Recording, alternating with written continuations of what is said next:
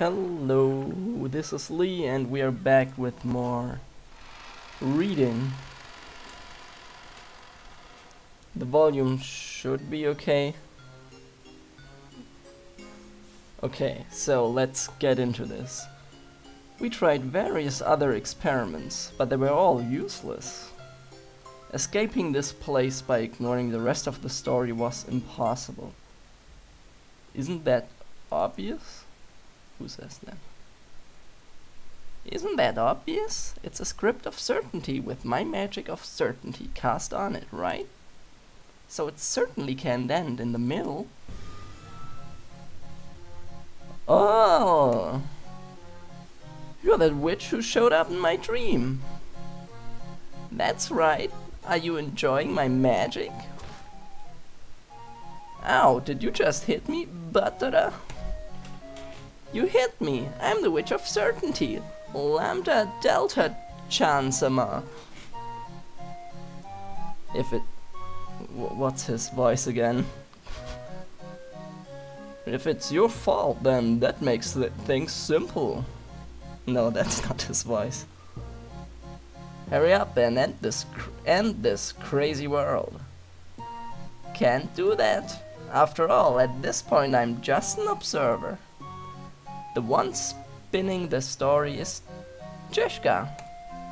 So even I can't make the story end. That... who says that?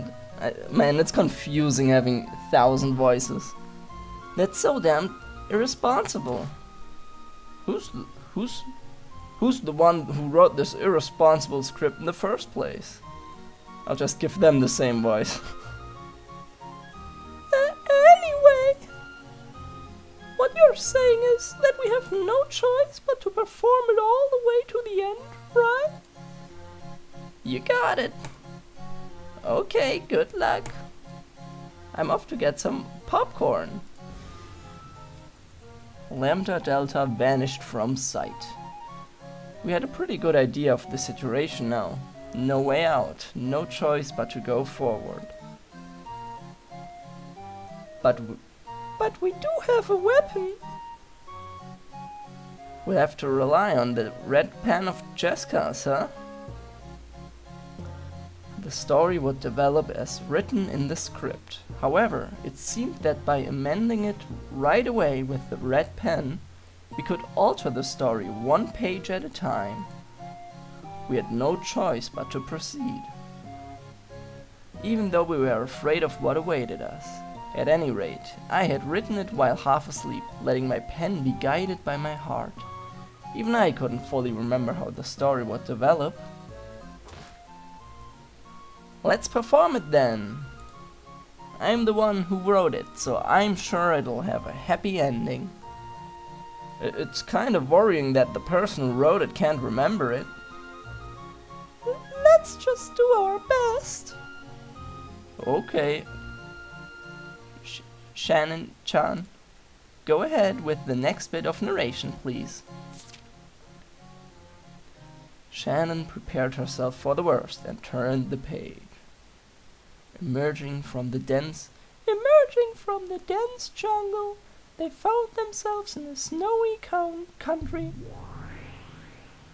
The jungle vanished without a trace, and we found ourselves surrounded by a vast snowfield. A pristine snowfield without a single footprint on it. We could see glaciers in the distance, and an aurora glittered in the sky. It was a wondrous scene. Whistle! This is some pretty awesome scenery. By the way, I can't whistle. God damn, this is too loud for me.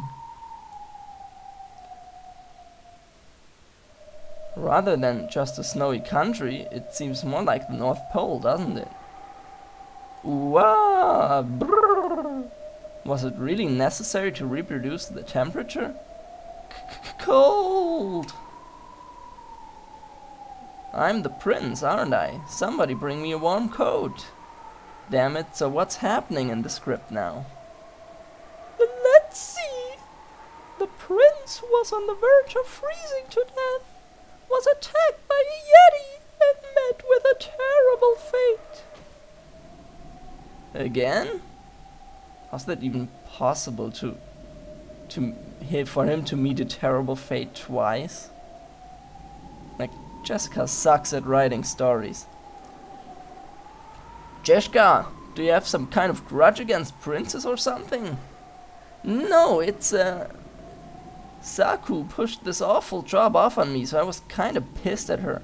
And then I heard she was gonna play the role of the prince, so yeah,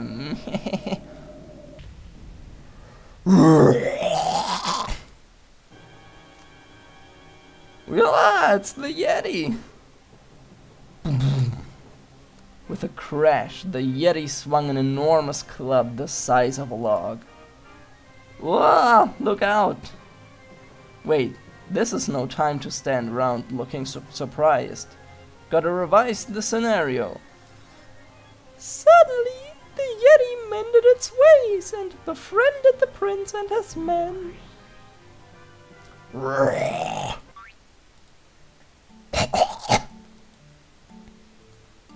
Thank goodness. That was close. But now this guy's being too friendly. Hey, my hair's gonna get messed up, so stop patting me on the head. A banana? No thanks. Where did you even get that from anyway? Is a Yeti a monkey?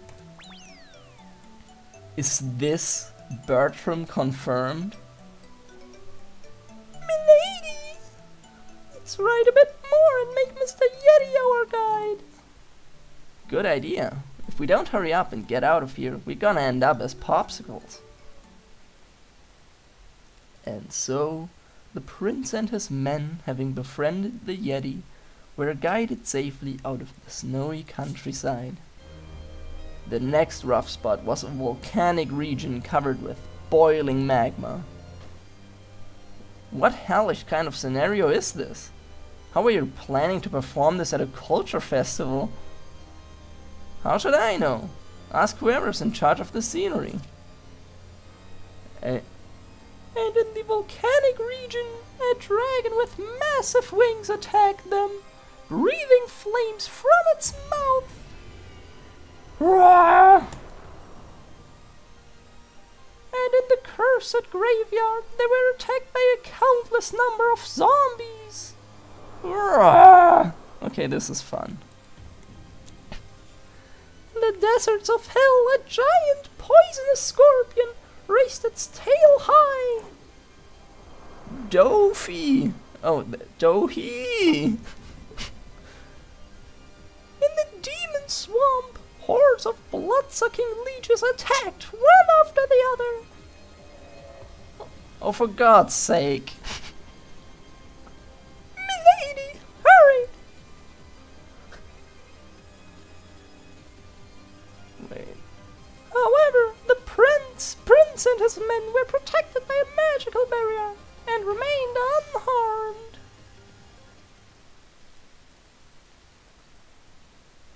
There. Wait, that's Jessica. Barely made it at the last second again. Jeez, I'm wiped out. The prince and his men had suffered many hardships and were now wiped out. And now the stage had returned once again to the jungle. When they managed to push their way through the dense thickets of tropical plants. It's the tower! We finally made it to the princess's tower! I'm just going Shannon as default voice when I don't know. So I'll finally get to play the role of the princess! But before that, if I remember correctly, the strongest and most terrible sorcerer is going to appear, and he'll be the final enemy standing in our way.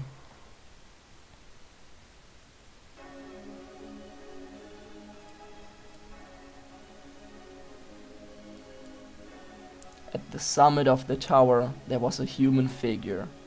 He was wearing a large jet black cloak, and his silhouette had an imposing presence. This was surely the one who had kidnapped the princess and locked her in the tower. The strongest and most terrible sorcerer. Do it, Jessica! I've got the hang of this now. The great sorcerer leapt nimbly from the tower. And just like that, he crashed to the ground and died. And just like that, he crashed to the ground and died. What the hell? That's hilarious. That was her. Lambda Delta had appeared when we weren't looking and was clutching her stomach and laughing uproariously.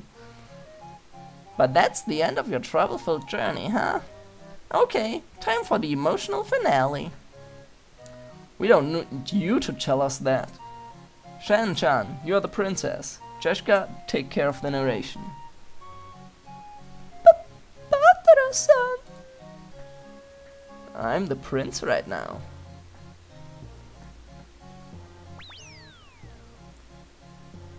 To be honest, there was originally supposed to be a kiss here, but I figured it ballooned, so I cut it and just had them live happily ever after. All is well that ends well. Ew, why did you do that? I wanted to see Battler and Shannon's kissing scene. Yeah, me too. Well, whatever. That funny punchline is coming up next anyway. Punchline? There isn't any punchline. The story's already over, see? It was true. Jessica's script had ended there. There was no punchline. The prince rescued the princess. Happy ending. Supposedly. And yet Lambda Delta licked her lips and gave them a cold smirk. It's over, Lambda Delta. Let us go already. You know what? I'd really like to do that too, okay? But there's still a punchline waiting for you. A punchline? Yes, that's right. Punchline. The whole reason I gave the script magic was because that caught my interest. Hey, Baron, whatever she pronounced it like. Are you watching? The good bit's about to start. Bancastel's figure appeared floating in the air, still in the middle of a yawn. God damn it, what's her voice? I've been watching it. This whole boring play. So, does this thing really have an ending that'll amuse me? Yes, of course, I guarantee it. It's stimulating enough to blow away my drowsiness. That's right, Baron. The stimulating climax is just about to start. Oi, mate. Sorry to interrupt, but my script is all finished now. There's no climax written here, or anywhere. See?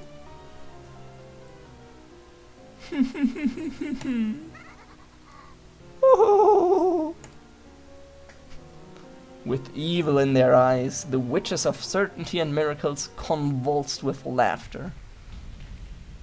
At that moment, the earth shuddered and cracked open. What the? An earthquake? Rumble, rumble! The tower crumbled away, leaving in its place a gaping crater-like hole. Where did that hole come from? When we looked into its depths, everyone was struck speechless. A vast howling whirlwind. No, an electric fan? What the hell is that? There's a huge electric fan spinning away at the bottom of the hole. Yeah, this is weird. If that's the joke, I don't get it. The enormous fan was rotating at an incredible speed, and every time a crack crumbled away in the depths of the hole, it was smashed up and reduced to tiny pieces by the blades. It was huge, enormous. Killer electric fan. Look out! Ah, look out! cracks continued to open up in the earth, and everything began to collapse into the ever-widening hole, as if it were all being devoured by the fan. If we didn't get out of there fast, we'd end up falling into that hole too. This place is collapsing too. Jessica! Shannon-chan! Run for it, hurry! Batara-sama! Look out! Whoa! Whoa! The earth yawned wider and Battler was swallowed up. Shannon just barely managed to grab hold of his arm. But she too was dragged into the hole, leaving her dangling by one arm from the edge. Batara! Oh wait. Batara! Shannon! Let go of my arm and climb up, Shannon-chan. I can't! If I do that, you'll... One of Battler's shoes slipped off and tumbled into the abyss. It was sucked into the fan, torn to pieces and scattered. Let go of my arm. At this rate, we're both gonna die. I can't obey that order. Shannon, hold on. I'm coming to pull you up. Another huge fish-eater appeared in the earth, and Jessica found herself separated from the others. The other two were in trouble, but she couldn't even go and help them. Batara! Shannon! Damn it!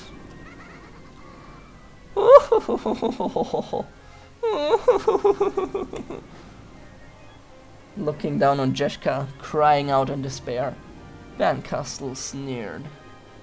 Not a bad climax at all, since I get to see Batra and Shannon be turned into hamburger.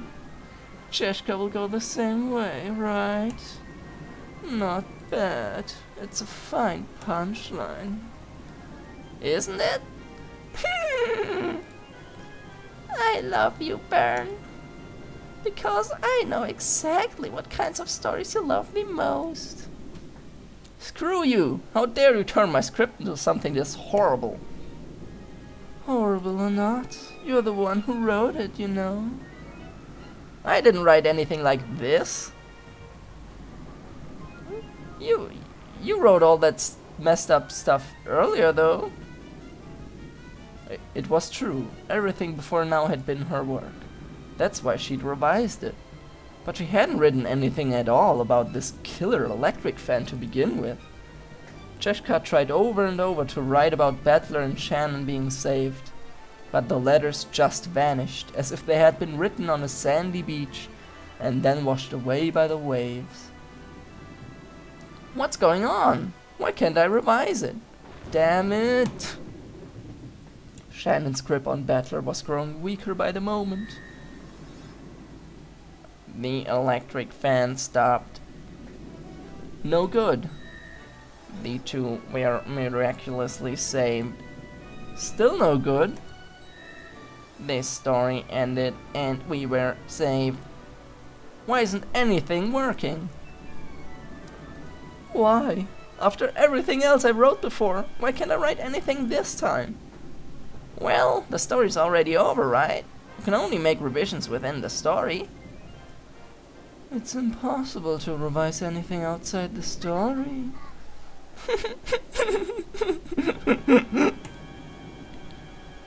Damn it to hell! Are you saying this horrible punchline is the climax of the story? You damned witches! How dare you! How dare you make everything go bad! For some reason I couldn't read this. The one who wrote this whole screwed up script was you, wasn't it? Even this gruesome bad end, okay?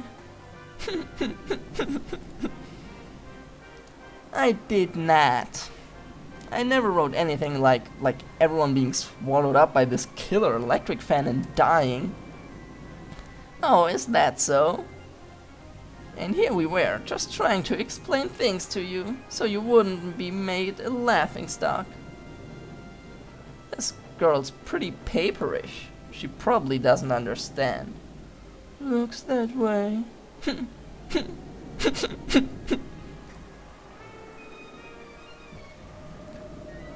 Batra-san. Batra-san, I'm sorry. My arm is about to... It's fine. Hurry up and let me go. And then climb up. And don't look back. I won't go survive by myself. If you're going to die, I'm going with you. Don't be stupid. You have to live. You're the prince who came to save me, aren't you? I don't want to be alone anymore. Not anymore.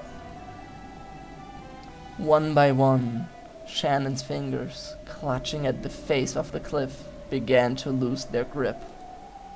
It was all useless.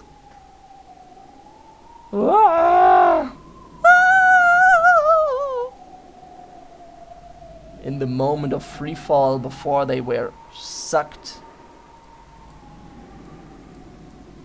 into the killer electric fan, they embraced each other tightly, so that at the very least they would be able to meet their ends together. The two steeled themselves, shutting their eyes tightly. What?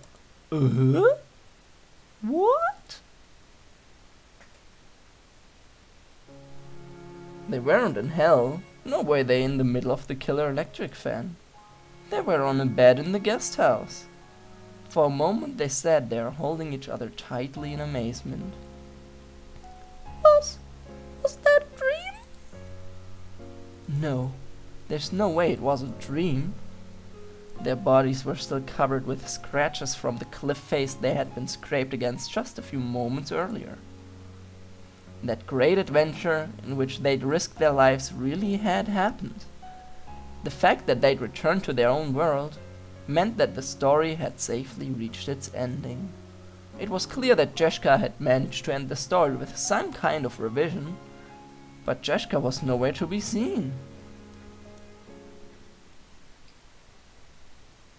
As for Jeschka, she was in front of the writing desk in her own room. Lying on the desk were the script and the red pen. Jeschka had collapsed on top of them. Lambda, Delta and Bernkastel were standing on opposite sides of her. At the very last moment she had managed to revise one single line. Because of that, the story had ended and Batra and Shannon had been saved. But saved how? Jeschka hadn't written anything about that huge electric fan in the first place. No matter how many times she tried to revise it, the change hadn't been accepted because the story was already over. However, Jeschka had definitely made a revision. She had changed one single character. So in other words... Oh, it's like a Japanese pun that will be lost in translation or something.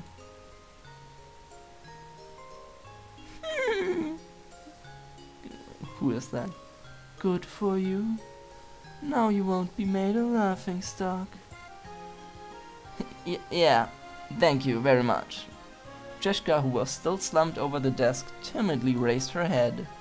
Her face was bright red with embarrassment. Since I'm paper, I'm in no position to be saying this, but when you try to look cool by using English words, you should really make sure that you've spelled them right. By the way, fin is actually a French word. Oh, she spelled fan like fin like fan? Is that the joke? I think that's the joke. But why did it turn to a killer fan? Yeah, I thought something was off about it. You just miswrote it because you were sleepy, right? No, She thought it would be cool to write Finn at the end of the story, but she was far too embarrassed to ever tell anyone that she'd ended up writing fan by mistake.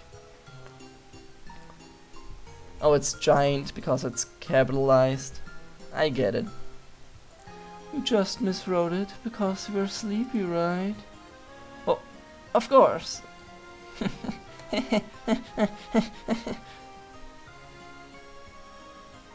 Fan.